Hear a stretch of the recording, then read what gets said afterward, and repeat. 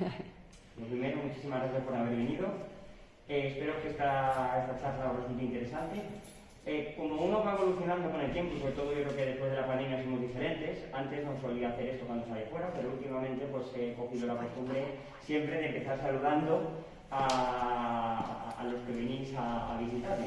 Entonces empiezo con Hola Segovia, pero es que lo digo en serio, es que Hola Segovia, con toda mi admiración, e incluso diría que Hola Segovia, o sea, menuda ciudad tenéis, más bonita, qué espectacular y qué placer poder estar en un sitio tan bonito, tan emblemático y con tanta historia como puede ser Segovia. Entonces, bueno, creo que de todos los sitios que he visitado, Segovia es una de las capitales más monumentales, yo diría que hasta de España, o sea que os felicito, creo que tenéis una ciudad preciosa, espectacular y para mí es todo un placer estar aquí. Dicho esto, voy a empezar un poquito presentándome. Bueno, mi nombre ya lo habéis visto, Víctor M. del Pozo. La M, que mucha gente me lo pregunta, es de Manuel, pero no suelo utilizarlo mucho porque desde chiquitito, cuando alguien me llamaba Manuel, era porque había hecho algo mal, me decían Víctor Manuel, entonces tú decías, ay Dios mío, que habré liado. Entonces al final acabas haciendo un poco de tirria, ¿no? Entonces al de Manuel ya pues no lo uso mucho. Así que bueno, cuando pensé, digo, ¿qué pongo en el libro? Digo, la M no puede desaparecer porque está, ¿qué hago? Bueno, dejar en una M ahí escondida y que apenas llame la atención. Entonces, bueno, yo empecé escribiendo relatos desde muy jovencito, tengo cuentos escritos hasta de niño, siempre me ha gustado la escritura, siempre me ha llamado muchísimo la atención el mundo de las letras, siempre he sido un ávido lector y bueno, pues lo que hacía siempre eran relatos, historias cortas, me daba bastante bien ser relatista. Bueno, podríamos hablar de muchos escritores que hacen relatos, Borges, Cortázar, Poe, bueno, pues era un poco mi inspiración, ¿no? Mi fuente de inspiración.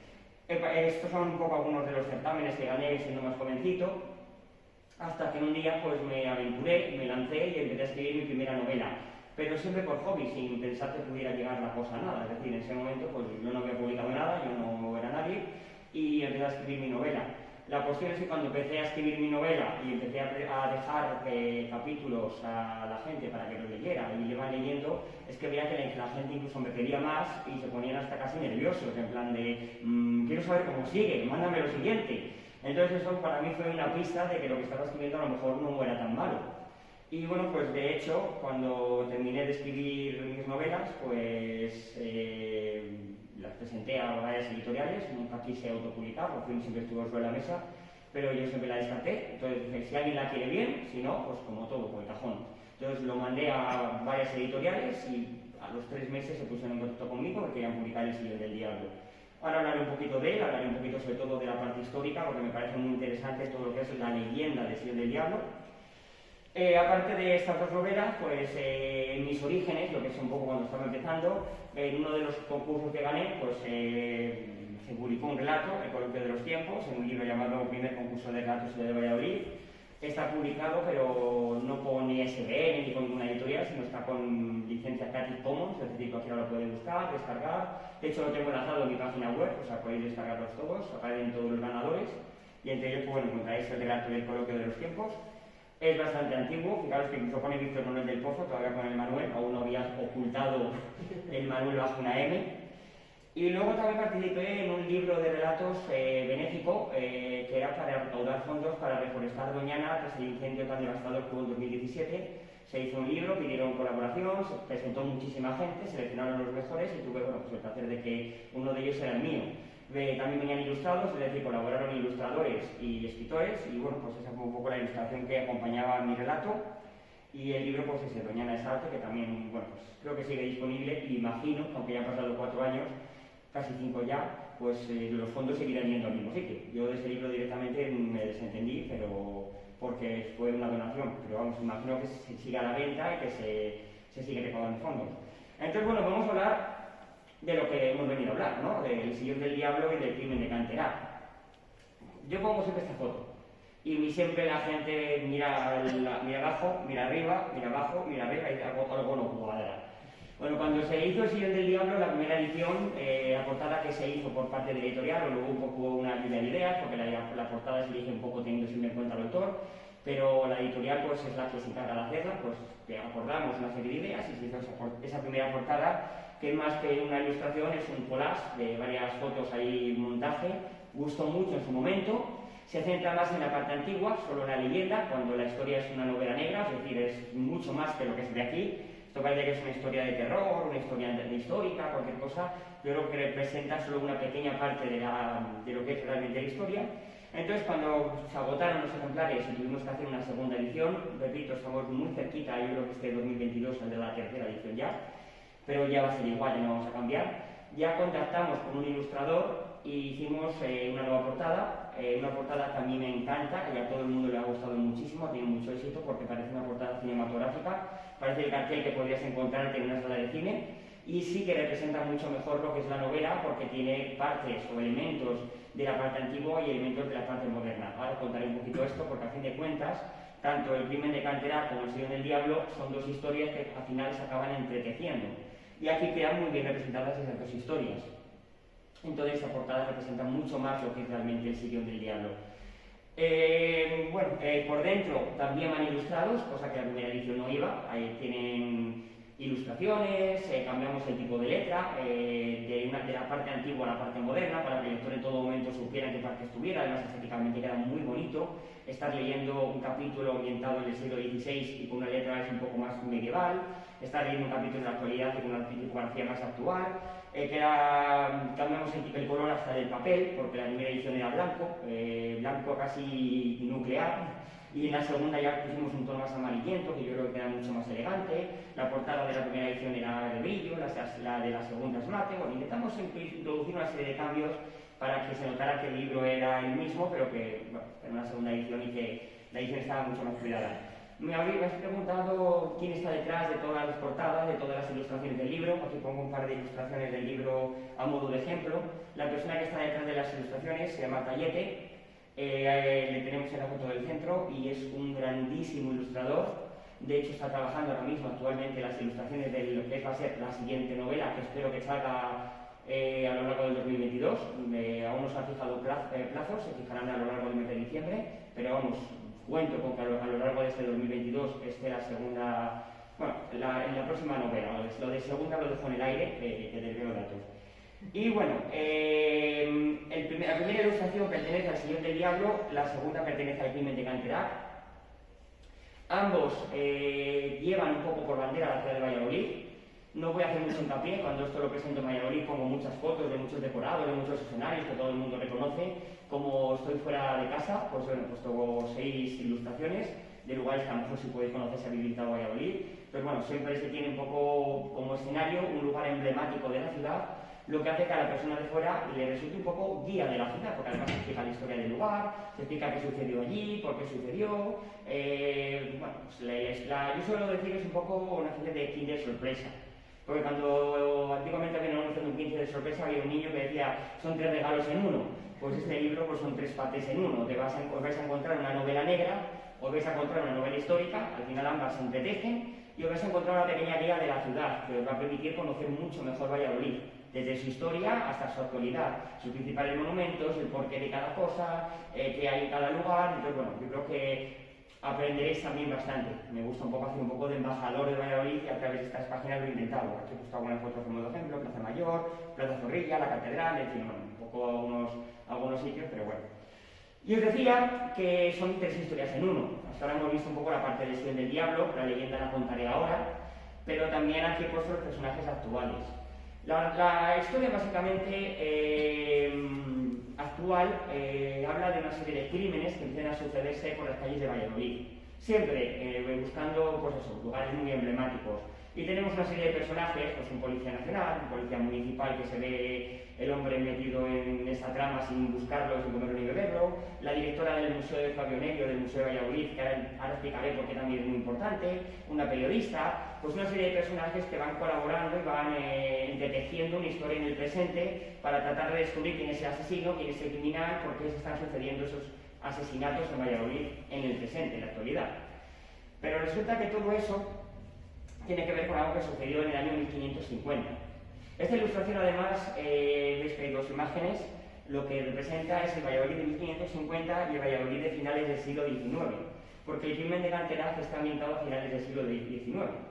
Entonces, una vez explicado que la historia es novela negra, El crimen de Canterás juega con la misma idea, es decir, la parte presente es lo mismo, es una segunda parte, son los mismos personajes del presente. Nuevamente hay un criminal cometiendo asesinatos por las calles de Valladolid, pero el asesino es totalmente distinto, y nuevamente pues ciertos personajes se repiten y tratan de descubrir qué está sucediendo, y ambos casos se entretejen con una historia pasada. ¿Por qué he elegido estas dos fechas? Bueno, el Señor del Diablo se ambienta en 1550, el crimen de Canterás se ambienta en 1908. Ahora explicaré un poquito de cada uno, pero resulta que el Valladolid de 1550 es el Valladolid del máximo esplendor histórico, es el Valladolid de la corte, el mal llamado capital de España, porque era mentira, no era la capital de España, como mucho la capital de las Españas, que es lo que se decía en aquel entonces, hablaba de las Españas en plural, pero ni siquiera eso, era la capital de la corte, punto. La corte era itinerante, donde estaba el rey se situaba la corte, y ya está, el concepto de capital de un país no existía. Casi no existía ni el concepto de España como tal, como nación, o sea, es decir, el rey pues tenía sus dominios y allá donde él estaba, pues estaba la corte. Lo que ocurre es que el rey pasaba grandísimas temporadas en Valladolid, también pasaba muchas temporadas en Toledo.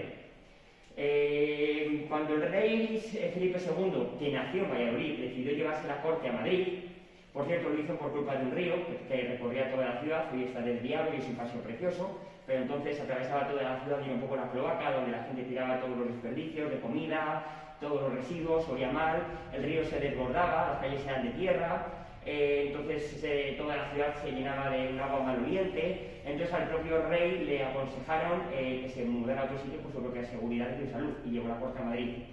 Hay muchas otras teorías, pero esa es para mí, de toda la investigación que he hecho, la más creíble y la que me parece más veraz, aunque pues, si se investiga se pueden leer otras muchas.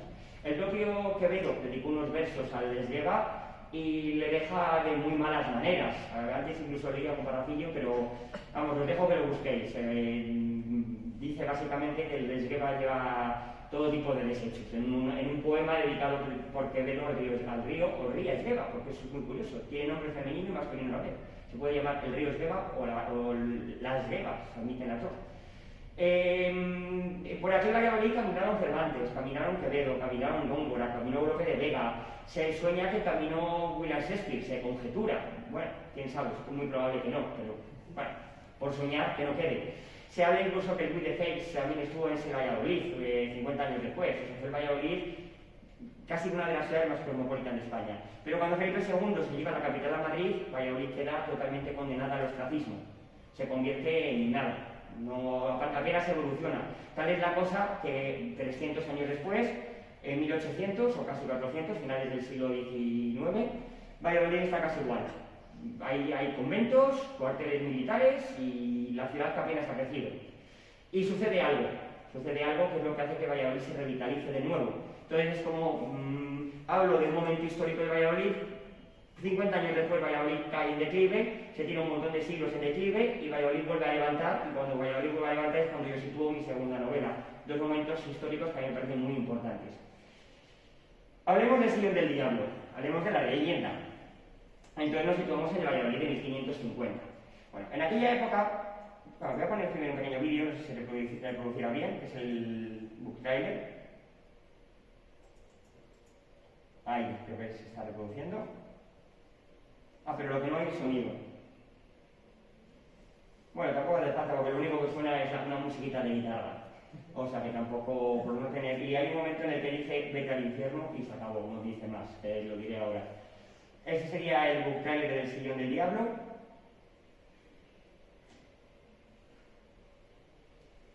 Supuestamente es una especie de partida entre el asesino actual y el asesino del siglo XVI, en el que las fichas son los diferentes personajes del presente que van cayendo y el mapa es la ciudad de Valladolid, que es un mapa de Valladolid.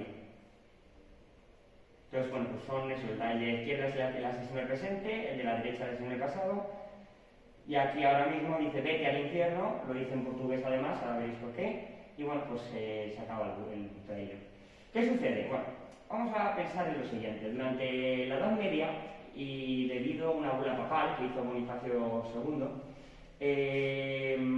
estaba prohibida la disección de cadáveres. Esto no venía por la medicina ni por nada de esto venía básicamente porque lo que no quería la Iglesia era que se hiciera un ritual que se hacía durante las cruzadas. Imaginaros las cruzadas, los caballeros templarios, los caballeros teutónicos sobre todo, que eran hermanos de los caballeros templarios. De hecho el escudo era el mismo, solo que la cruz en vez de ser roja era una cruz negra, pero eran casi idénticos en vestimentas y todo. Pero vivían en Alemania, en la zona de Germania. Los caballeros teutónicos fueron los que inventaron este ritual. Un caballero muere, es un noble, y hay que enterrarle en su tierra. ¿Cómo llevamos en la Edad Media un caballero desde, por ejemplo, Jerusalén hasta Alemania? Tardaría semanas en llegar. Imaginaos cómo llegaba ese cadáver. Y encima sin refrigerar, en una caja de madera, cómo llegara. Entonces, ¿qué ideó esta gente? Pues allí mismo, en Jerusalén, donde el caballero era muerto, le hervían para poder despojarle de la carne, le hervían en vino, por cierto, y hierbas, y se quedaban solo con el esqueleto. Y lo que llevaban a su tierra natal era el esqueleto. ¿No? Y la idea no estaba del todo mal pensada. Pero a la Iglesia no le gustó. Dijo que para que se pudiera producir la resurrección de la carne y en el juicio final y demás, los cuerpos tenían que estar enteros e intocables. Entonces no le gustó. Y sacó una bula papal llamada De Sepulturis, en la que prohibía la disección de cadáveres de cualquier manera. Es decir, un cadáver no se le podía meter mano. Y eso pues creó el efecto secundario de que los médicos a la hora de estudiar medicina no podían estudiar medicina viendo un cadáver, practicando, viendo un corazón, viendo un pulmón, viendo un riñón. Tenían que conformarse con dibujos, con representaciones en madera o en cera, pero así no se aprendía. Entonces, en 1550, un rey granadino, que llevaba de Guevara, Rodríguez de Guevara, el médico granadino Rodríguez de Guevara le propone al rey, en aquel entonces Carlos I, ya sabéis, Carlos I de España, Carlos V de Inglaterra, de Alemania, le propone crear una cátedra de medicina en la que sí que se pudiera, tuviera permiso por el propio rey para hacer disecciones de cadáveres y estudiar medicina como Dios manda y crear buenos médicos. Y el rey se la concede. Se plantean varias universidades, la Universidad de Valladolid, la Universidad de Alcalá de Henares en Madrid, la Universidad de Salamanca, pero repito, Valladolid estaba en plena ebullición, era una de las ciudades más cosmopolitas de toda Europa. Entonces se decide venir a Valladolid. Entonces al final, pues eso produce un efecto llamada que trae a muchísimos médicos de toda Europa hacia la Universidad de Valladolid, que no es esta, como alguno ha estado y conoce la plaza de la universidad. Esta fachada es del siglo XVIII, la universidad original era un edificio bajito, como un claustro, una especie de puertecitas que se iban abriendo en torno al claustro, una capilla, las aulas, no tiene nada que ver con lo que hay ahora, evidentemente, pero estaba emplazado en el mismo lugar, ahí estaba la universidad. Y era la universidad por donde se hablaba medicina y poco más se podía estudiar, ciencias que había en aquel entonces. Entre todos los médicos que viene un médico que es este hombre que veis en la foto, que se llama Andrés de Ruaza y que es un médico, un estudiante de medicina portugués. Hay muchas historias, porque esto no deja de ser una leyenda. Hay quien dice que incluso ya era una persona mayor, que estaba en la corte real, que vino a estudiar un doctorado, pero de todas las versiones que hay de la leyenda, la que más he visto que más se repite y más me ha convencido es la que era un chavalillo de 19, 20 años, que vino con mucha ilusión a estudiar medicina a Valladolid. ¿Qué sucedió para que ese joven estudiante de 20 años que viene desde Portugal, hijo de un rico comerciante lleno de sueños e ilusiones, se acabe convirtiendo, y ya lo adelanto, en un criminal, en un asesino? Pues eso es lo que voy contando en el libro, en los capítulos históricos, en los capítulos limitados del siglo XVI. ¿Por qué? Porque a ese estudiante, ya os he dicho que el río Esgueva antiguamente pasaba por toda la ciudad, muy cerquita de la catedral, muy cerquita de la iglesia de la Antigua y a nada de la plaza de la universidad. Este hombre se aloja muy cerquita del resto de la universidad, en una casa por donde pasaba el río Esgueva y por cuyo patio, de hecho, pasaba el río. Decían los vecinos que el agua se teñía de rojo justo cuando pasaba por detrás de su casa, que oían gritos, que oían chillidos y que salían esas extrañas luces de su casa. Bueno, habladurías de la gente, hasta que un día desaparece un niño de entre 8 y 10 años. Entonces le buscan por todo el día, por toda la ciudad, le llaman, van buscándole y el niño no aparece. Ya al caer la noche se les ocurre, ¿y si vamos a casa del médico? Van a casa del médico y efectivamente allí estaba en la casa del médico, bueno, quería enseñar esta foto. Allí estaba en la casa del médico el niño tendido sobre una mesa con sus órganos desperdigados por la mesa. Se había dedicado a viviseccionarle. Cuando a este hombre le interrogaron, le detuvieron, fue la Santa Inquisición, bueno, primero fue la universidad, porque al igual que pasará, por ejemplo, con los militares, que tienen derecho a un juicio militar, los estudiantes tenían derecho a un juicio especial por la universidad. Primero fue juzgado por la universidad, pero cuando fue juzgado por la universidad, él declaró que tenía un sillón que existe, que está en el Palacio de Fabio Neri, el Fabio Nelly fue el primer banquero de Valladolid, hoy en día es el Museo de Valladolid, y en el Palacio de Fabio Nelly se puede contemplar ese sillón del diablo, de ahí el título, ¿vale? Se llama así, de hecho hay un cartelito que lo pone, sillón del diablo, y en ese hombre lo que dijo es que tenía ese sillón, que se lo había regalado un nigromante navarro, y que cada vez que se sentaba en él, el diablo le hablaba y le decía lo que tenía que hacer, cómo proceder, cómo asesinar, cómo cometer los diferentes crímenes, para poder aprender y obtener conocimientos infinitos de medicina. Entonces lo que quería era llegar a ser un médico con unos conocimientos capaces de curar cualquier enfermedad, y decía que con cuerpos muertos no podía. Por cierto, me lo suelen preguntar, ¿los cuerpos muertos de dónde salían? ¿De ajusticiados o de mendigos que aparecían y que no reclamaban a nadie? Pero a él no le valía, él quería probar con cuerpos vivos, por eso pues hizo eso con el niño. Entonces bueno, se puede visitar el sillón del diablo, el sillón del diablo existe, tiene un cordoncito para que no se siente uno en él, ahora explicaré también por qué. Esta es una representación del Valladolid con el río atravesando, además había los ramales toda la ciudad, repito que ese río está desviado, y aquí se ve un poquito cómo pasaría justo por la parte de atrás de su casa. Esto sería la parte de atrás de su casa, la iglesia de la antigua, y cómo se teñía de rojo pues el río justo al pasar por su casa por estos patios de aquí. Estos patios debían de ser su casa. Y esta es una representación de cómo sería la catedral con el río pasando por ahí. Evidentemente el río está desviado y esa es la catedral de Valladolid. Alguno puede pensar, yo he estado ahí y esa torre no existe.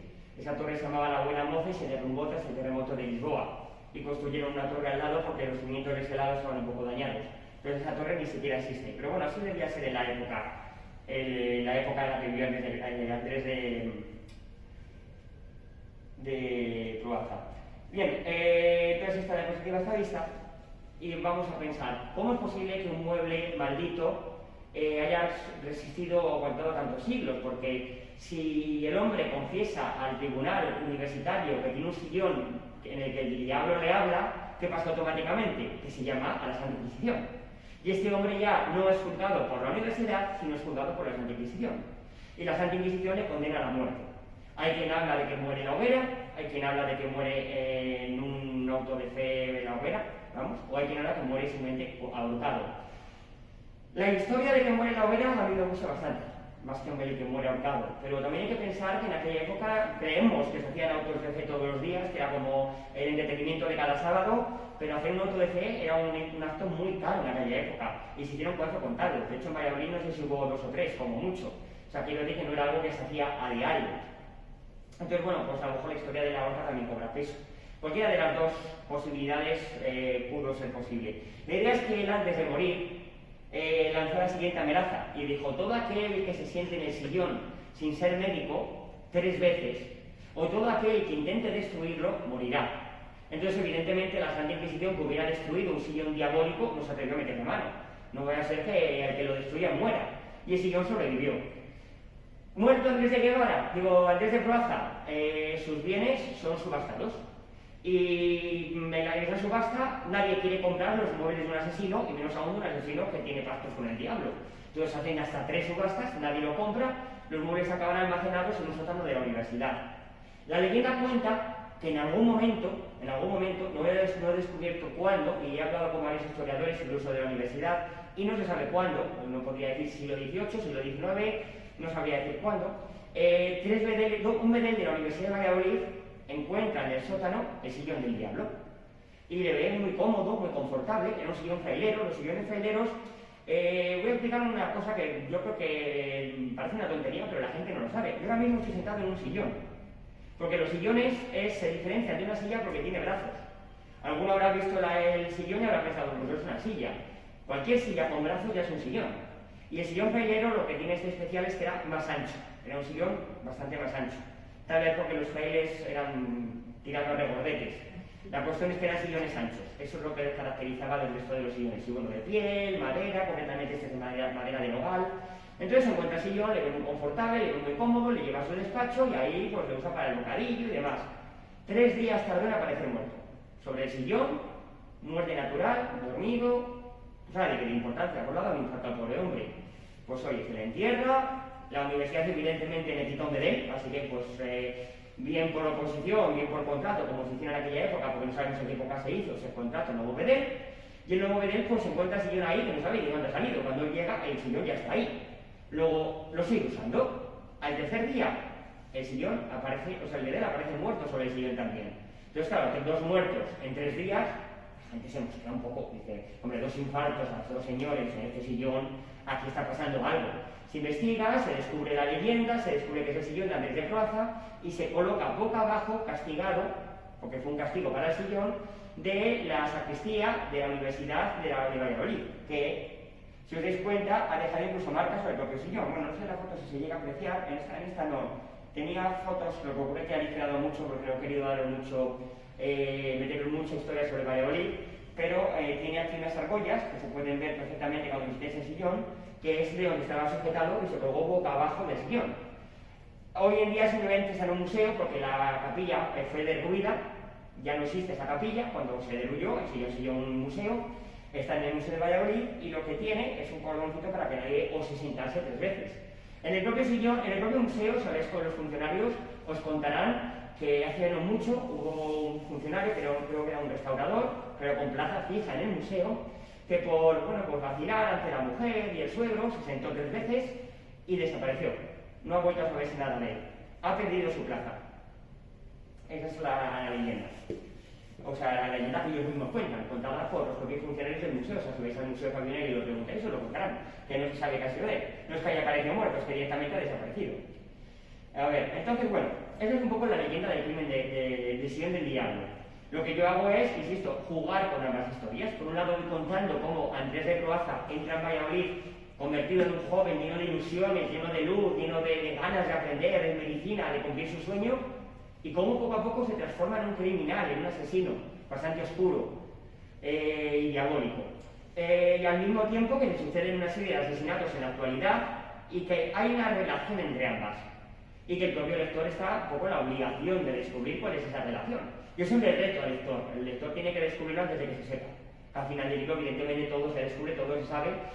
Muchos se quedan boquiabiertos, eso es que yo he hecho bien mi trabajo, ¿vale? Si alguien lo ve venir, pues es que he hecho mal mi trabajo. Si el lector cuando lo descubre dice, ostras, ni me lo imaginaba, es el que he hecho bien, está bien hecho el trabajo. Y es lo que suele suceder, pero aún así yo reto al lector a que sea capaz pues, de adivinar quién es el asesino, qué está sucediendo, qué relación hay entre las dos historias, pues antes de que se desvele todo al final.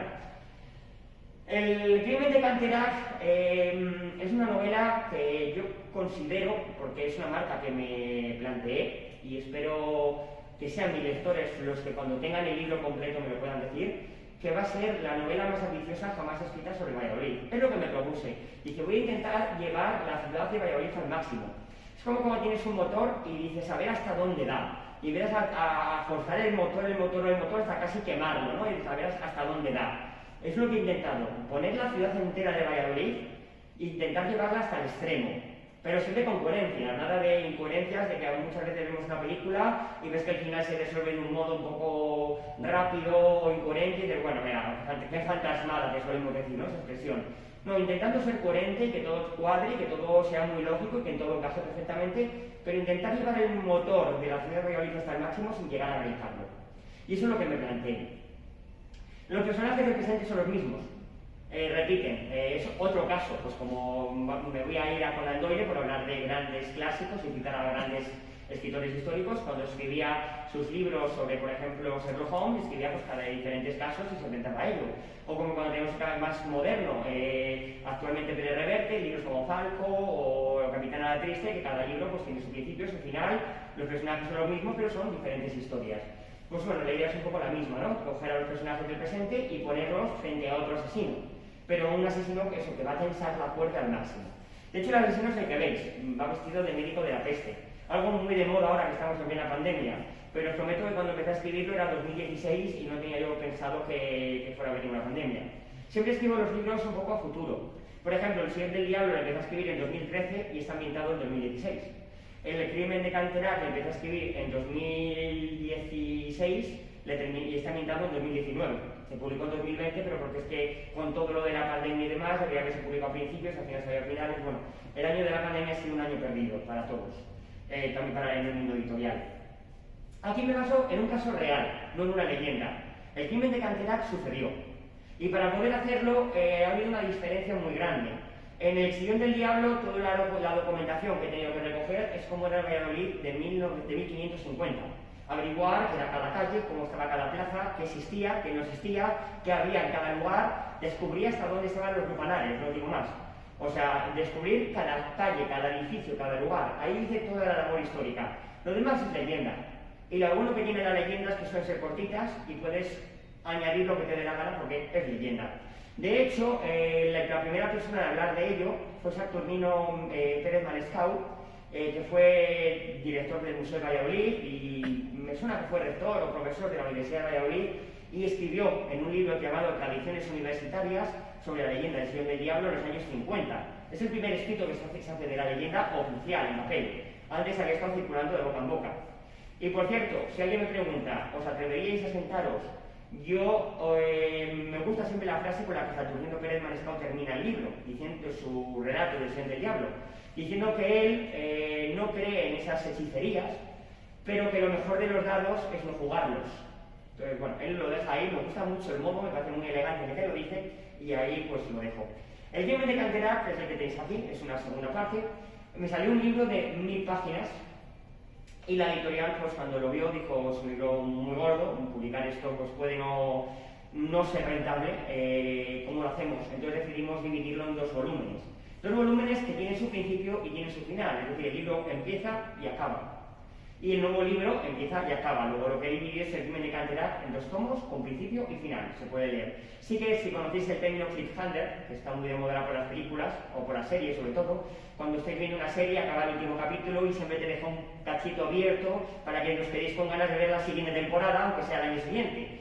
Pues sí que deja un pequeño cliffhanger para que tengáis ganas de leer la segunda parte del crimen de Cantera, obviamente. Pero más o menos lo que es la venganza del descendiente tiene un final y un cierre. Luego es un libro que se puede leer con su principio y final. Aunque termina con un continuará, repito, porque queda un ligero cliffhanger. Nos trasladamos de 1550 a 1908, ya os he explicado el porqué. Valladolid pasa del ostracismo al que nos condenó Felipe II. Felipe III volvió a trasladar la capital a Valladolid. Ahí sí fuimos capital de España, porque ahí sí que existía el concepto, por cierto, pero fue solo durante 3 años y fue por una jugada inmobiliaria de uno de sus asesores. Se considera el mayor especulador inmobiliario de la historia de España y fue el duque de Lerma. Se dedicó a comprar casas por todo Valladolid a precio de saldo, porque Valladolid era una ciudad que se había convertido en un pueblo. Convenció al rey para que trasladara la capital a Valladolid. Cuando la capital estaba en Valladolid, vendió las casas carísimas, se hizo súper rico y luego pues, volvió a convencer al rey a que llevara la capital a Madrid de nuevo. Entonces, bueno, pues yo le considero el primer especulador inmobiliario de la historia de España. De ese hombre tuvo una vida muy curiosa porque al final acabó perseguido y acabó incluso metido en una iglesia, en un convento de San Pablo, la iglesia de San Pablo, pues para que no le persiguieran porque ahí tenía como protección por ser religioso. O sea, muy curioso toda su historia, la de ese hombre. Y ahora le hemos dedicado el edificio más alto de la ciudad de Valladolid, el edificio Duque de Lerma. Bueno, pues ya sabéis a quién está dedicado ese edificio. Ese Valladolid no he tenido que dedicarle tanto tiempo a aprender de él. Era un Valladolid muy parecido al actual. Ahí tenéis, por ejemplo, el Teatro Calderón, o sea, la calle Angustia. Diferencias. La calle Angustia, como curiosidad, llevaba el sentido contrario al que lleva ahora, pequeñas tonterías. O había tranvías, pero los tranvías, no sé si lo veis, estaban tirados por caballos, eran de tracción animal. Estaban empezando en ese momento, en 1908, a ver los primeros tranvías de tracción eléctrica. Pero casi todos los tranvías se han tirado por caballos todavía. O sea, imaginaos en qué Valladolid estamos. Un Valladolid de gentleman, de caballeros, con sombrero, porque el sombrero, no sé si lo sabéis, se dejó de utilizar en cuanto apareció el coche. La gente tenía que andar quitándose el sombrero, meterse en el coche, volver a ponerse el sombrero y al final pues, se fue pasando de moda. Pero hasta que no llegó el coche, como tal, todo el mundo iba con su sombrero. Entonces, una época de caballeros, con sombreros, una época un poco diferente. Bueno, de hecho, en la imagen, creo que todos los hombres de la imagen van con gorra, sombrero, de algún tipo. ¿Qué ocurrió? Que a finales del siglo XVIII llegó el ferrocarril. El ferrocarril, por cierto, tiene otra anécdota, y es que hizo inútil la mayor obra de ingeniería de los últimos siglos, es decir, siglo XVII, siglo XVIII, una obra de ingeniería tremenda, una inversión económica brutal, llega el ferrocarril y todo queda en aguas de borrajas. Hicimos el ridículo nuevamente. Valladolid es una ciudad que siempre ha aspirado a lo más alto y siempre se ha quedado a las puertas, siempre. Hablo del Canal de Castilla, a lo mejor lo conocéis. El Canal de Castilla buscaba comunicar Santander o el norte de España con el centro de la península mediante un canal millonario, una obra de ingeniería brutal, sobre todo para la época, y por balsas, por agua. Por cierto, la gente iba andando con burros por los laterales y así iban llevando las balsas, es decir, una balsa por el centro, unas cuerdas y gente con burros por laterales llevando las balsas hasta Santander, y así llevaban las mercancías. Era la idea, en línea recta. Pues cuando el canal de Castilla estaba a puntito de ser terminado, de llegar a Valladolid y ser inaugurado, de hecho llega hasta Valladolid, llega el ferrocarril, mucho más rápido, más económico, más rentable, con una capacidad de carga brutal, y el canal de Castilla no vale para nada. Y eso apenas llegó a utilizarse. Hicimos el ridículo una vez más. Bueno, pues el ferrocarril, cuando llega, convierten a Valladolid en la ciudad donde los se fabrican, los deciden. Igual que nos decidieron como universidad para diseccionar cadáveres, nos deciden como ciudad para montar los trenes. A día de hoy tenemos el taller de Renfe. De hecho, hay un taller nuevo de Renfe porque estaba en el centro de la ciudad, lo hemos sacado de las afueras. Es decir, los trenes de España se fabrican en Valladolid, los aves, en fin, bueno, no sabría decir exactamente actualmente qué se fabrica porque no es algo que he investigado, porque yo me he centrado más en lo que se fabricaba en la época, pero la llegada del ferrocarril revitaliza la ciudad muchísimo. Otra anécdota más, los primeros vehículos a motor se llamaban locomóviles, y no era más que locomotoras que iban por tierra y no por raíles. Y todavía no había carreteras, se iban por caminos de tierra llenos de piedras, de troncos, y el primer viaje en coche, porque fue el locomóvil, de España se realizó desde Valladolid hasta Madrid. El Locomóvil Castilla se llamó. Y bueno, pues tardó, creo que fue una semana, porque llevar una locomotora de carbón por caminos de tierra, esquivando rocas, quitando piedras, esquivando troncos, pues llevó una semana el viaje de Valladolid hasta Madrid. O sea, quiero decir que, bueno, que hubo muchas anécdotas. ¿Y por qué parte de Valladolid? Pues porque esa locomotora se montó en los talleres de ferrocarriles de Valladolid. Entonces, bueno, sale la estación de trenes y de repente surge una cosa muy importante. La estación de ferrocarril, este es el mapa de Valladolid, este es el Campo Grande, si alguno lo conocéis, esta es la estación de trenes y aquí no había nada. Empieza también a hacerse un efecto llamada, exactamente igual que en el siglo XVI, cuando los médicos pueden venir a estudiar medicina, solo que esta vez lo que vienen son jornaleros a trabajar en la construcción de trenes. Todos los jornaleros empiezan a alojarse en barrios de alrededor. Por ejemplo, un barrio llamado San Andrés, es donde se aloja la mayoría, pero no hay casas suficientes, el barrio colapsa, no hay lugar para ellos. Entonces, los nuevos que llegan, ¿qué tienen que hacer? Irse al otro lado de la vía, donde había hueco, construirse chabolas, casas como pueden, porque evidentemente la zona no estaba acondicionada, no había carreteras, era tierra, y estamos hablando de 1908, no había luz eléctrica, se empiezan a construir chabolas, poco a poco el barrio se va consolidando, va creciendo, le van metiendo luz eléctrica, van haciendo calles, pero poco a poco, al principio las condiciones son muy precarias. Y así es como nace el barrio de las Delicias. Que además el nombre le viene porque había una estación al lado, había un barrio al lado de una de las estaciones de trenes de Madrid, que era el barrio de las Delicias. Cuando la gente bajaba del tren de Madrid, ¿qué se encontraba? En las Delicias. Pues cuando los obreros llegaron de Madrid, muchos madrileños decían, uy, pues como las Delicias de Madrid. Y por eso viene un poco el nombre, ¿no? Hemos heredado el nombre del barrio de las Delicias de Madrid. Cuando ya el barrio está más evolucionado y crece un poquito más, allí se construyó un castillo. Y podéis pensar, un castillo en 1908. Es cosa más rara, porque los castillos son más cosas del medievo. Se lo debemos a unos señores llamados los Condes de la Oliva. Yo toda la información que voy a contar aquí está extraída de periódicos. No es nada que me haya inventado yo que haya querido. O sea, es decir, que son cosas que están publicadas en periódicos y que vienen en periódicos de la época. Estos Condes de la Oliva se cree, se rumorea, se decían que podían ser muy probablemente carlistas. Los carlistas eran gente con unas ideas y unas condiciones medievales. De hecho, buscaban, estamos en la época de Alfonso XII, buscaban traer de vuelta un régimen medieval, dar más poder a la iglesia, dar más poder a la monarquía. Bueno, pues algo muy parecido al rollo de la Edad Media. Eran como los conservadores de la época. Mientras que esto empezó un poco con Isabel II, lo que ocurre es que, insisto, ahora estaba gobernando su hijo Alfonso XII. Isabel II era más liberal y Alfonso XII pues, también era un poco más liberal. Los carlistas eran más conservadores y por eso le gustaba todo lo medieval. Estos condes, es muy curioso porque la condesa era ella, condesa de la Oliva y Maitán, porque hay otros condes de la Oliva en Jaén, pero quien tenía el dinero era él, el señor Contreras. Ese hombre se dice que era descendiente del empecinado. O sea, que tiene, sabéis quién era el empecinado, me imagino, tiene mucho que ver con la historia de los comuneros. Y que tenía la casa de las Aldabas, que era una casa que había en Valladolid, que era la calle Teresa Gil, que fue derribado, un palacio, hemos derribado muchísimos palacios. Dicen que llegamos a ser una de las ciudades con más palacios de Europa, entendiendo por palacio, bueno, pues como casas muy bonitas, pero vamos, en una planta, o sea, no palacios como lo que tenéis aquí en el Alcázar, nada por el estilo, pero bueno. Y de hecho, en los arcos del patio interior se conservan en el museo de esa casa, y que en ese momento era de ese señor. Este señor, Luis Contreras, se casa con la condesa de la Oliva de Gaitán y se convierte en el conde de la Oliva. Y le regala, como regalo de bodas, un castillo, un edificio, un palacio o una mansión con forma de castillo, que era el castillo de Canterá. Voy a dar un dato curioso. ¿Veis aquí un borrón? Este hombre tuvo 3 hijos. Uno de ellos, una hija y un hijo. Pero de este hijo, él mismo quemó la foto, renegando de él, diciendo no quiero saber nada de él. Y la foto que se conserva está quemada y no se conoce la cara del hijo, porque él mismo quemó la foto del hijo. Vamos a descubrir por qué, qué sucedió. Bueno, este es el castillo de Canterá. En una finca, se llama Canterá porque primero fue de unos monjes, creo que, bueno, ahora mismo se me ha ido el nombre de monjes escoceses, fue después.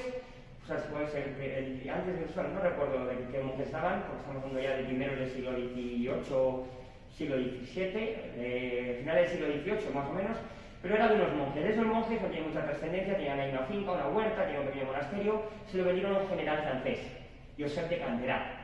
Aunque ese general francés llegó a luchar en la guerra de la independencia contra los propios franceses, o sea, era de origen francés pero era español. Ese general compró la finca y montó ahí su residencia y ahí estuvo viviendo, pero muy poquito tiempo. Pero bueno, ese hombre, como se llamaba José de Canterá, es el que da nombre a la finca. La finca de Canterá, y de ahí el castillo de Canterá, y aún a día de hoy una de las callecitas que sale se llama calle de Canterá, o sea que sigue hasta existiendo. Ese hombre, me gusta siempre decirlo, tuvo una muerte de lo más absurda. Hubo una sublevación en Madrid, en el edificio de Correos, que en aquel entonces estaba en lo que es la Puerta del Sol, y cuando se sublevaron, él llegó y dijo, son mis hombres, yo me encargo, no pasa nada. Llegó ahí todo chulo el hombre, se presentó ante la fuerza, ante el edificio de Correos, se metió dentro, estaban ahí todos los insurgentes, todos los revelados, se habían revelado, y él gritó, ¡viva el rey! Y nadie dijo nada. Luego volvió a gritar, ¡viva el rey! Nadie dijo nada. Al tercer ¡viva el rey! Se dio un disparo y cayó muerto. O sea, él dijo, no pasa nada, son mis hombres, yo les consigo convencer, no pasa nada, pues se le cargaron. Entonces, bueno, pues su viuda vendió el castillo, vendió las tierras a los condes de la Oliva, quienes construyeron el castillo de Canterá. Este castillo tuvo una historia muy aciaga. Para empezar, durante la guerra civil, cuando el conde de la Oliva murió, su viuda se lo vendió a unos escoceses que montaron ahí un colegio, el colegio de los escoceses, y su viuda, cuando fueron los escoceses, durante la guerra civil, se utilizó como cuartel militar. Ahí estuvieron destacamentos, porque Valladolid estuvo en manos de los franquistas, españoles e italianos, destacamentos fascistas, que no tuvieron ningún cuidado por el castillo. 3 bombas explotaron dentro, y no bombas lanzadas por los republicanos, 3 bombas por descuido, porque las dejaron explotar por error, por accidente, que dañaron mucho el castillo. Y un incendio provocado por ellos, por error, que dejó el castillo en ruinas. Cuando acabó la guerra, el castillo estuvo en ruinas, se demolió, se dejó el terreno y lo único que quedaban eran las murallas del castillo y la puerta. La puerta entera.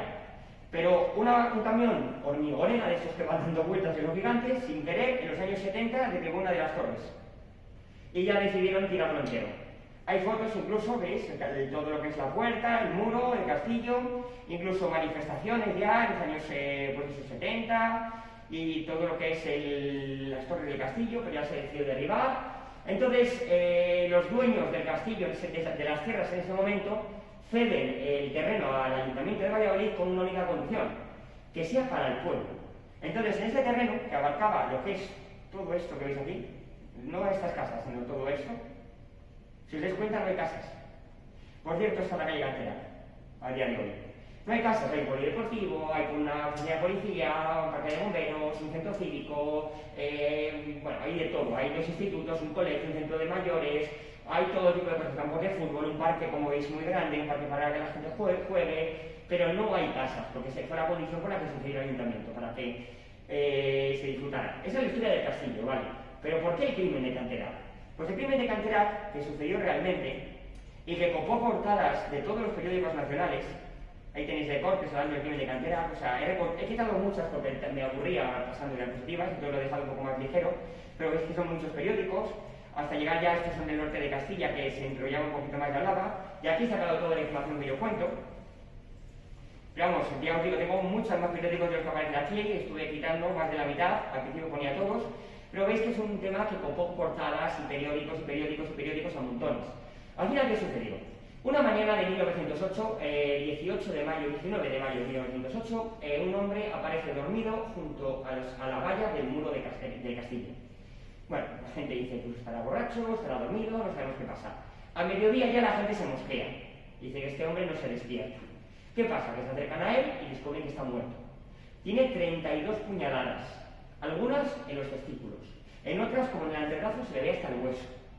Los policías en ese momento investigan por toda la zona, incluso por el castillo, se meten y en una de las cuadras encuentran sangre, encuentran una navaja ensangrentada con restos de fibra de músculo. Evidentemente no había CSI, no había pruebas para hacer ahí análisis de ADN ni nada. Estamos hablando de 1908. Entonces, bueno, pues se ve que había un asesinato y que, bueno, que el señor aún no se sabe quién es, pero que tenía que ver con... la habían asesinado ahí en la finca o dentro de la finca.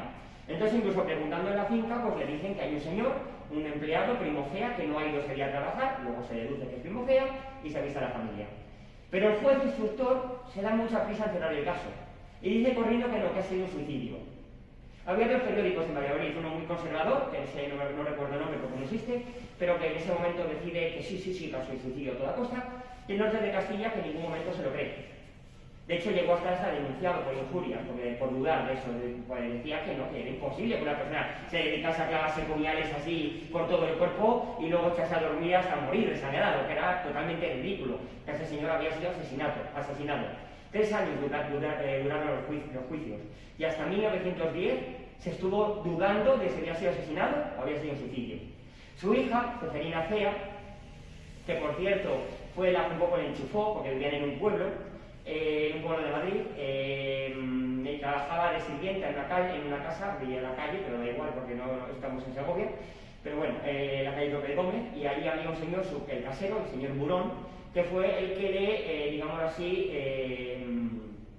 colocó a su padre dentro de la finca. Entonces, bueno, cuando ya se empieza a barajar la hipótesis del asesinato, se cree que podían haber sido estos 4 hombres. Uno de ellos es el Cachicán, ¿vale? Que es Nicolás Sanz. El Cachicán es una obra muy antigua, que yo he recuperado para la actualidad, al igual que el crimen, porque es un crimen muy famoso que nadie recuerda, ni fuera de Valladolid, ni dentro de Valladolid. La gente lo ha olvidado, como si nunca hubiera existido. Bueno, el Cachicán es el encargado de la finca. Pero también estaba Miguel Benito el Pardillo, le llamaban el Pardillo por algo sería, si un poco cortito el hombre.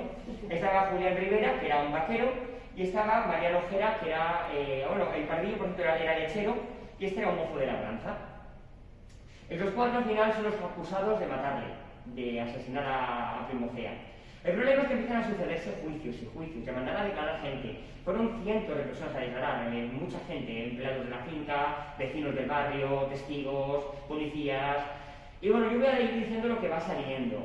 Va saliendo, por ejemplo, de esta propia gente que va declarando que en los sótanos del castillo había armas carlistas, por ejemplo, un detalle curioso.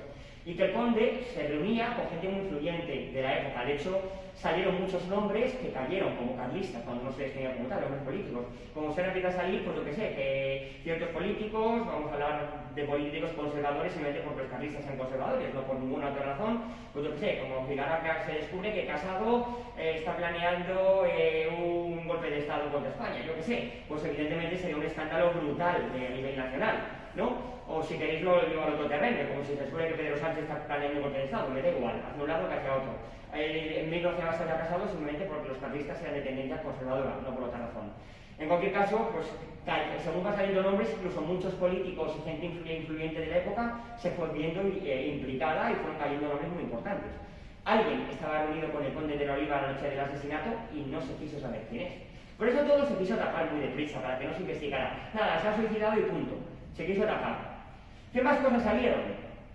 Pues fue saliendo, por ejemplo, que estos hombres se habían pegado a la gente ya. Que unos meses antes, lo dijo el dueño de un bar en una taberna cercana, estaba jugando a las cartas y como un señor estaba haciendo trampas, pues le dieron con una jarra en la cabeza y se le cargaron, allí mismo en el bar, y que se lo llevaron. ¿Y que sabe dónde está ese hombre? Eso lo contó el dueño de la taberna. Entonces, bueno, no era la primera vez que asesinaban. De ese hombre jamás se supo y tampoco he investigado más al respecto porque no me interesa. Me interesa Primocea y lo que sucedió con él. Pero lo que sí que se investiga es gente que decía, por ejemplo, que las sirvientas solían quedarse embarazadas y que se creía que el que las dejaba embarazadas, por algunos testimonios siempre de los testigos en el juicio, que el que las dejaba embarazadas era el hijo del conde. Y claro, esos hijos pues eran hijos bastardos. Como el hijo de un conde va a tener hijo con una sirvienta, y más aún con varias sirvientas, algunas menores de edad. Entonces esos niños, según nacían, se mataban. Se les mataba y se les enterraba en la finca. Entonces había un montón de gente enterrada en la finca de Canterá. Cuando eso se dijo, se fue hasta la finca, la policía empezó a hacer excavaciones donde dijeron que no fue aquí, y efectivamente encontraron huesos. Pero a falta de huesos, de poder hacer un análisis de ADN de los huesos, la policía o los forenses de la época dijeron que nada, eran huesos de animales, los de perros y de gatos, que eso no eran niños. Yo creo que un cráneo de un niño se distingue muy fácilmente, pero bueno, era lo que los forenses de la época destacaron. En todo caso, por todo lo que he leído, si me tengo que guiar de una opinión un poco personal, creo que sí que había cierto interés por tapar lo que estaba sucediendo. Pero es una opinión totalmente personal, ¿vale? Personal. Había cierto interés de ir tapando los diferentes sucesos que iban aconteciendo. Por eso, el conde de Oliva, que no estaba al tanto de nada de eso, es decir, el conde de Oliva, que podría ser carlista, podría no serlo, no lo sabemos, porque simplemente lo de los rumores de que tenían más carlistas llegaron por unos bultos muy sospechosos que llegaron a la estación y que se inspeccionaron y demás, bueno, son todos rumores. Lo que sí que está claro es que no estaba al tanto de nada de eso. Y de hecho él defendió a sus empleados en todo momento convencido de que sus empleados eran inocentes y de que había sido un suicidio. Cuando se creyó que había sido un asesinato, el propio conde de la Oliva estuvo en prisión, acusado de encubrir a los asesinos. Y cuando fue liberado, pagando fianza, con una fianza, él dijo, y eso está publicado también en el Norte de Castilla, ha caído la venda de mis ojos, he estado viviendo con unos asesinos en mi casa, les he dado mi confianza, qué equivocado estaba. Pero en cuando incluso se descubrió que podría haber sido su propio hijo el asesino, se llegó tal disgusto que quemó la cara de su hijo, y ahí la primera foto con la cara del hijo quemado, renegó totalmente de él, y murió poquitos meses después. No llegó a ver el final del juicio, es decir, el asesinato fue en 1908, el final del juicio fue en 1910, él no llegó a ver el final, murió antes de una neumonía. Pero quien estuvo con él los últimos días dice que murió decepcionado, deprimido, hundido, abatido. Descubrir que tu propio hijo está haciendo eso, que tus propios empleados están haciendo eso, tiene que ser un palo tremendo, tiene que ser un shock horrible. Entonces no puedo imaginarme, pues eso, los remordimientos que comían a ese hombre por dentro y que lo estaban, pues eso, lo llevaron casi, yo creo que murió de pena, literalmente. Es un poco mi opinión, que fue una víctima transversal de todo esto y que murió de pena. Como anécdota curiosa, él era un amante de la cultura, viajaba mucho, era un gran benefactor del barrio, organizaba grandes eventos, escribía y escribió una obra de teatro en la que sucedía un crimen en el barrio y en la que había dos periodistas y uno de los periodistas decía ¡qué bien, un crimen! Tenemos portada para mañana, ojalá haya más crímenes. Y otro decía sí, cuanto más crímenes mejor. Y a los pocos días sucedió el crimen de Canterá. Entonces, dada la casualidad, él mismo mandó destruir todas las copias de ese libro, porque decía, madre mía, lo que he escrito y lo que ha pasado poco después. Bueno, pues estos cuatro hombres, uno de ellos, Miguel Benito, está aquí el pardillo, no tengo ratón aquí, presenció un suceso muy curioso, ¿vale? Presenció no, porque presencié desde que lo veo, protagonizó un suceso muy curioso. Ese era el Hospital Provincial de Valladolid, el antiguo hospital. Si habéis estado en Valladolid, está justo enfrente del clínico, justo enfrente. Hoy en día es un edificio de la Diputación, es un edificio de oficinas administrativo, pero era el edificio entonces. Y veis, ahora mismo es así, es el mismo edificio, pero 100 años después.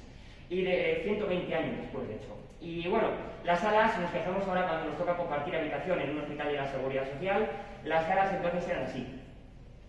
Y había una sala para cada tipo de enfermedad.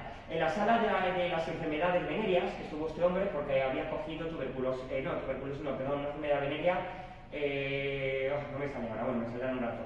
Había cogido una enfermedad venérea porque compartía amante, Anastasia Requejo, que la llamaba la mosca, y bueno, pues los dos habían contraído de hecho la misma enfermedad venérea, luego es evidente quién se lo pegó, el otro era Bruno, Y este hombre, Miguel Benito, estando con esa enfermedad en el hospital, empezó a delirar y a delirar y a delirar y a gritar a su compañero, que estaba al lado con la fiebre muy alta: Bruno, Bruno, que viniera por mí, que me van a matar, que yo no lo maté, de verdad que fueron ellos, que yo no quería hacerlo, que me obligaron a participar, pobre primo Cea, lo que le hemos hecho no tiene perdón. O sea, empezó un poco a confesar. Entonces fue ahí ya cuando se supo pues, que había sido un asesinato. Porque cuando a él le dieron de alta, intentó decir que no, me había delirado, pero claro, toda la gente que le escuchó. Entonces salió mucha gente, de hecho toda esta gente también testificó en el juicio, testificaron haberlo oído. Desde el Castillo Cantera, el propio conde de la Oliva dijo: no, el Pardillo ha muerto. Y se corrió el rumor por toda la ciudad de que había muerto, pero era mentira, se había ido a su pueblo, el mayor de San Martín, se había ido a un pueblo. O sea, quiero decir que hubo mucho detrás, ¿no? Y al final, pues, todo lo relacionado con que, bueno, el partido llegó a morir de esa enfermedad en la cárcel.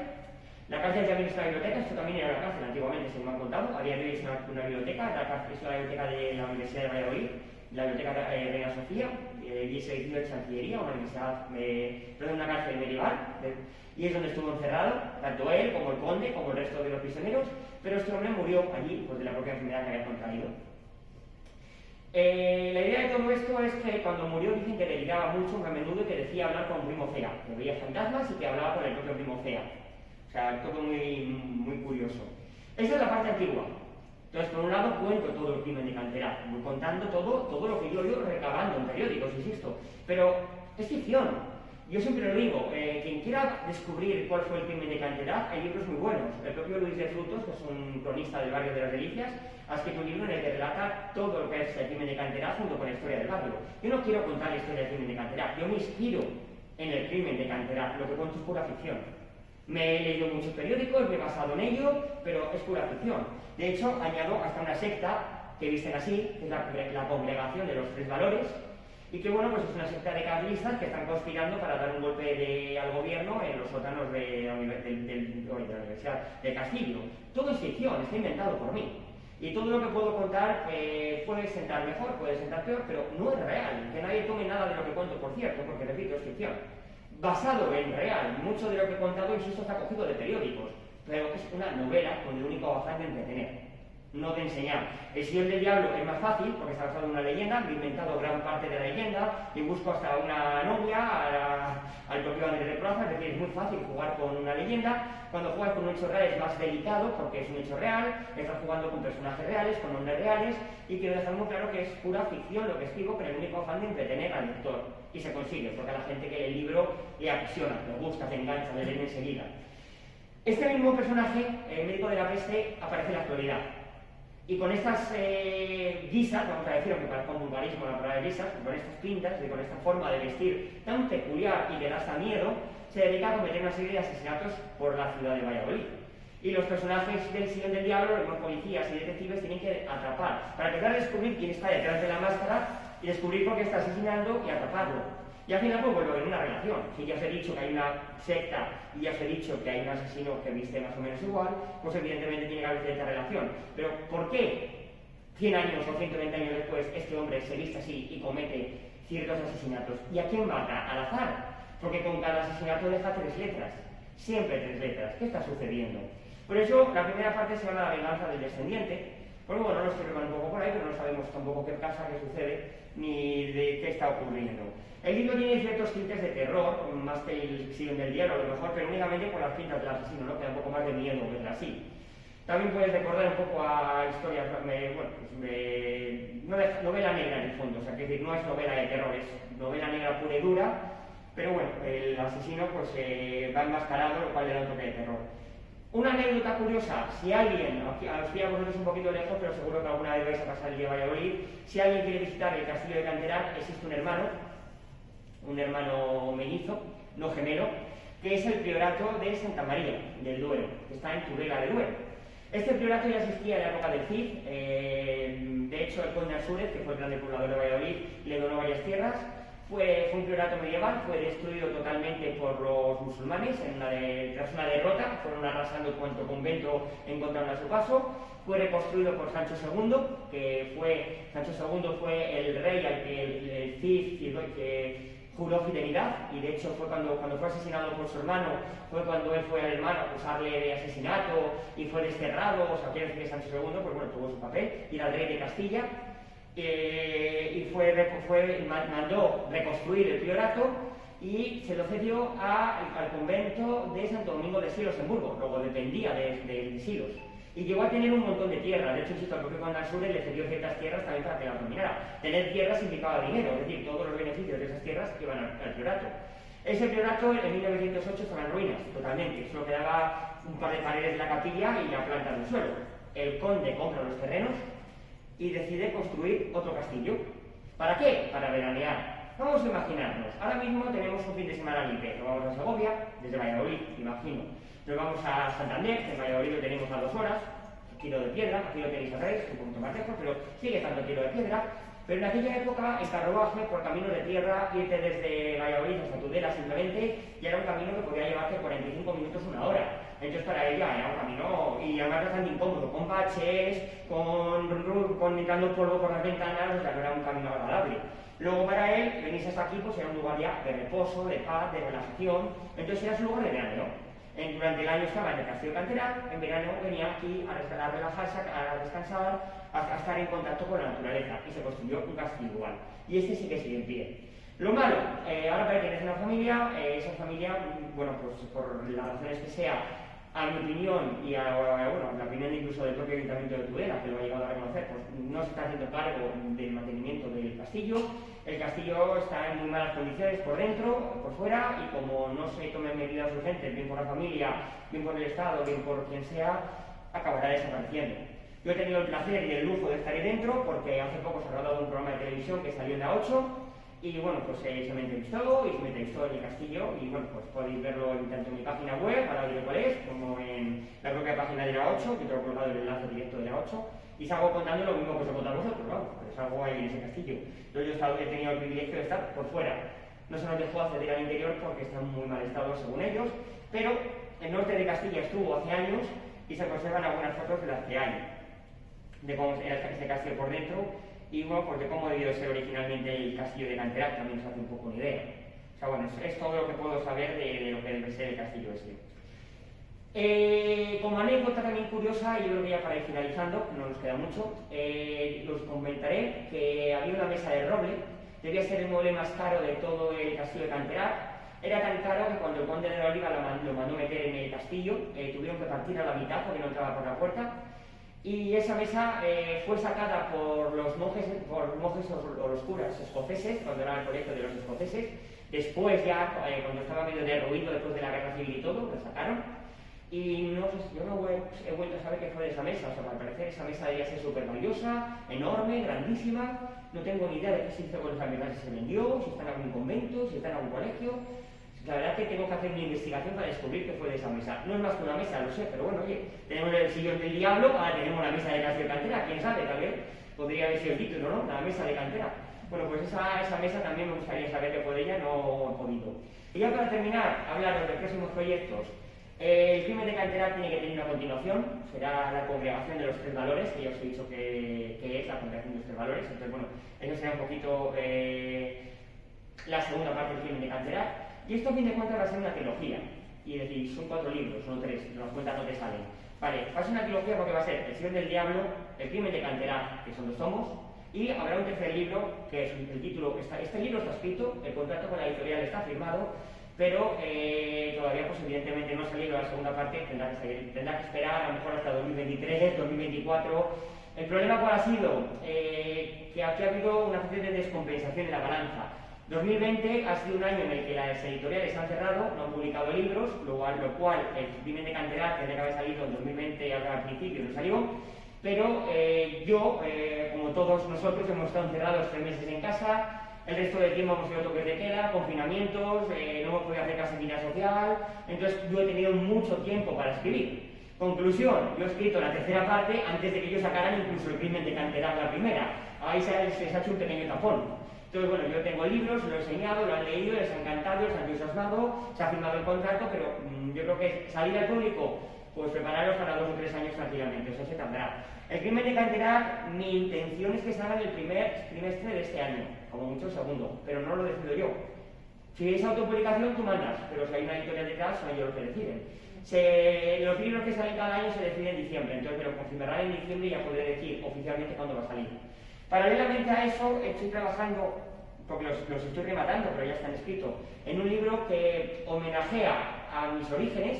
Yo he dicho que empecé escribiendo relatos, he querido hacer un libro de relatos para homenajear un poco a mis orígenes, pero sin perder mi identidad, porque cuando eres actor siempre dicen no te encasilles, y es malo que un actor se encasille, pero cuando eres escritor te tienes que encasillar. Si coges un libro de Stephen King, sabes lo que vas a encontrar. Si coges un libro de Stephen King y te encuentras una historia de amor, seguramente los lectores se van a llevar a disgusto, van a decir, ¿pero qué mierda es esto?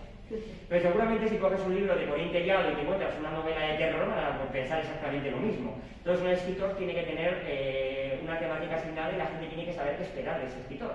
Entonces yo soy autor de novela negra. Entonces lo que he decidido hacer es algo que creo que es novedoso, porque cada relato son 13 mini novelas.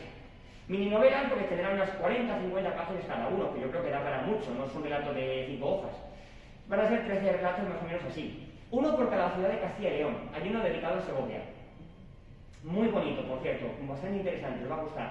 Digo que hay uno de Salamanca, uno de Burgos, uno de Palencia. He intentado homenajear a los grandes, homenajeo a Cortázar en uno de ellos, homenajeo a Agatha Christie. Eso quiere decir que intento mezclar que no sean todos iguales. Y luego diréis, vale, me has hablado de uno de cada ciudad de Castilla y León, pero es que en Castilla y León hay 9 ciudades y hay 13 relatos. Es que luego hay uno de Santander, uno de País Vasco, uno de Galicia y otro de Asturias.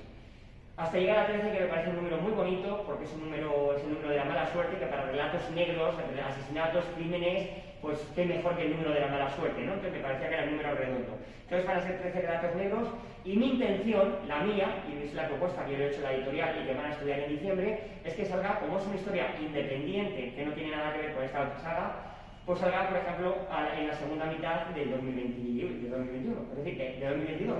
Es decir, que este año salga a principio la segunda parte, el final del crimen de Canterac, y al final salgan los 13 relatos negros que ya están escritos. Simplemente pues los estoy revisando, corrigiendo, no va a ser que tenga algún error, se ha pasado alguna falta, alguna cosa, pero ese libro está escrito ya, y también está con dato firmado.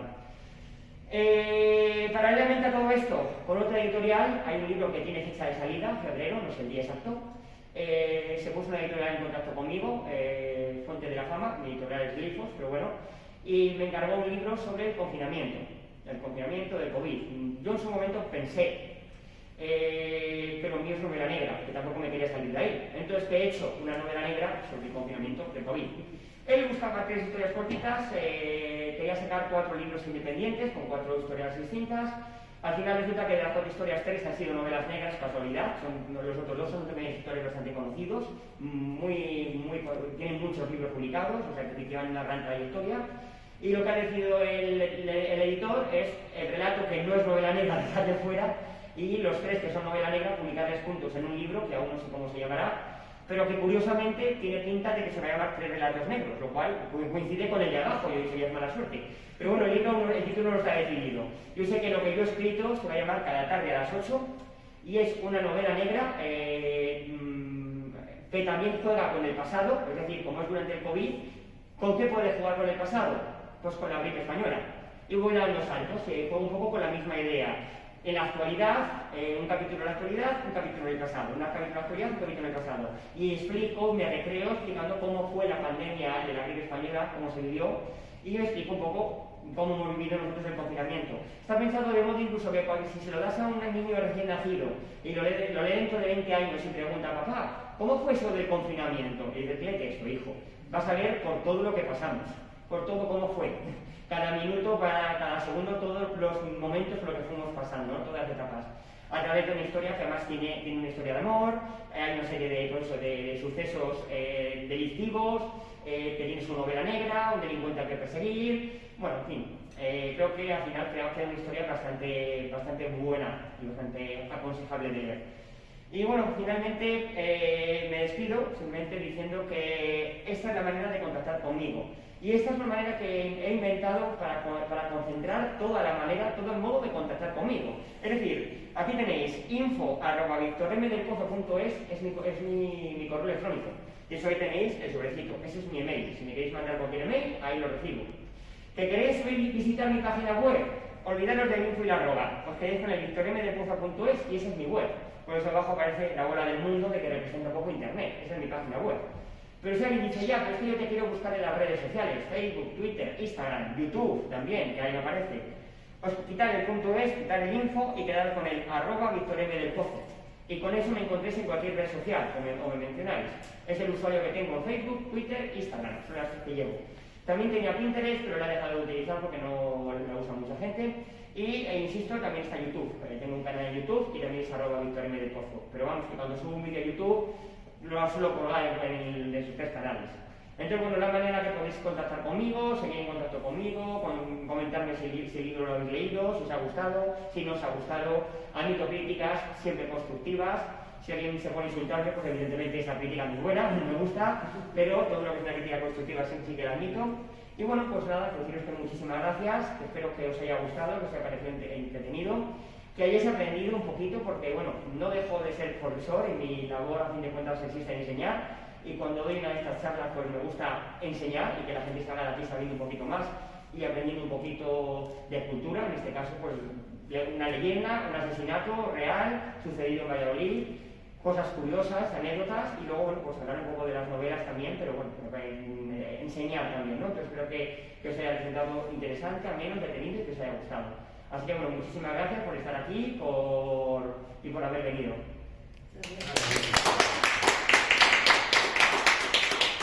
Y ahora viene el momento.